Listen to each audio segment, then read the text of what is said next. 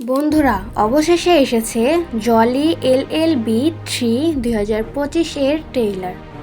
শুরুতেই দেখা যাচ্ছে আমাদের প্রিয় জলি একজন সাধারণ আইনজীবী হিসেবে, কিন্তু এবার তার সংগ্রাম আগের চেয়ে অনেক বড়।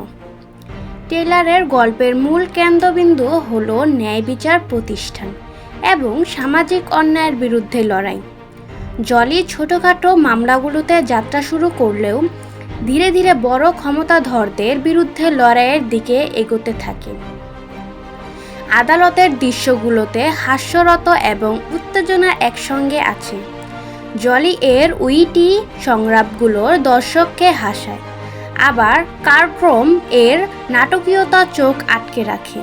এবার ট্রেইলারে বিশেষভাবে দেখা যাচ্ছে দুজন জলি, মূল জলি যিনি মামলার মূল লড়াই করছেন, আর দ্বিতীয় জলি যিনি হাস্যরত বা অতীত ঘটনাগুলোকে ছোটোখাটো মজা এবং টুইস্ট যোগ করেছেন।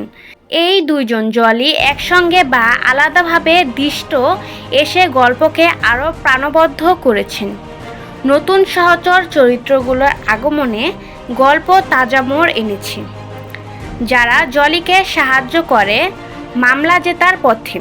ট্রেইলারের প্রতিটি দৃশ্য যেন জলি শুধু নিজের জন্য নয়, সমাজের জন্য লড়াই করছে।